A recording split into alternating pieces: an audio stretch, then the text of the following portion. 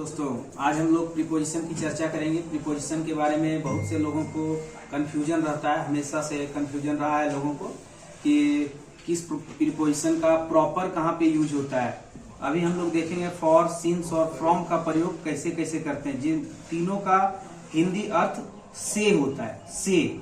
अब सिर्फ इसका प्रयोग आपको देखना है कि फॉर का कहाँ प्रयोग होगा, सिंस का कहाँ प्रयोग होगा और फ्रॉम का कहाँ प्रयोग होगा।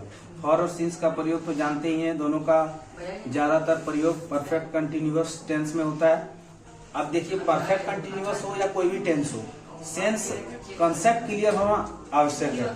देखिए, फॉर का प्रयोग कहाँ होता है।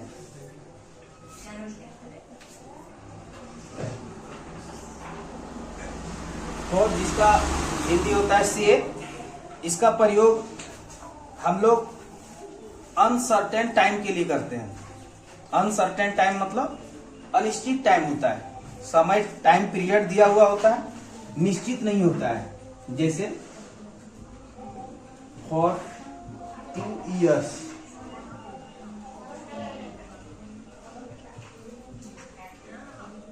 फॉर 3 centuries,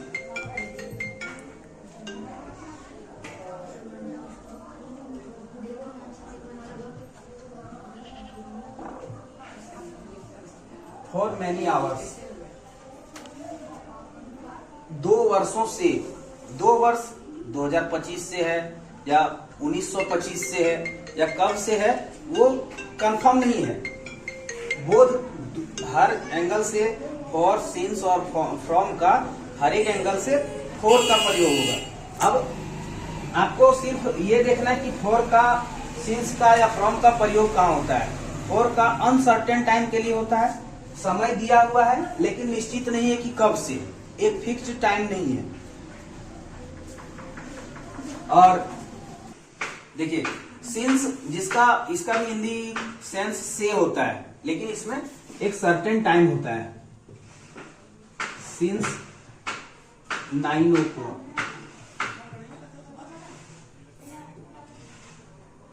1982 और सिंस मॉर्निंग, इवनिंग,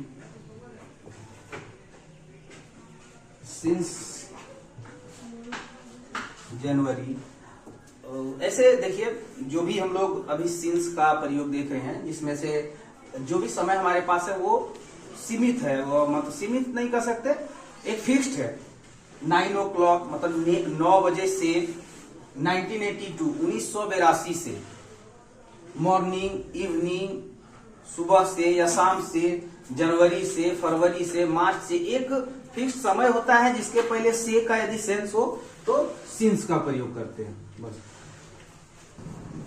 देखिए, अब फ्रॉम, अभी तक हम लोगों ने देखा फॉर और सिंस का प्रयोग। ज्यादातर लोग फॉर और सिंस का ही प्रयोग करते हैं, एक साथ उसके बारे में उसका कॉन्सेप्ट देखते हैं। लेकिन आज हम लोग एक नया फॉर्म को भी यहाँ पे ऐड किए हुए हैं, नया फॉर्म को ऐड किए हैं फ्रॉम के रूप में। फ्रॉम का भी हिंदी अर्थ से होता है, इसमें से स्थान का भी भाव आता है, समय का भाव आता है, टाइम ड्यूरेशन प्लस प्लेस दोनों होता है। जैसे ही is going from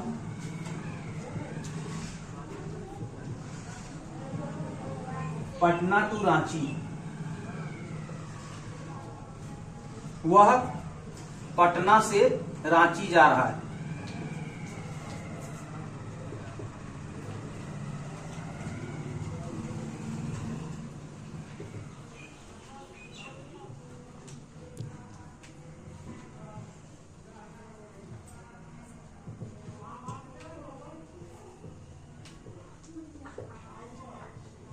He waited from 9 AM till 10 PM.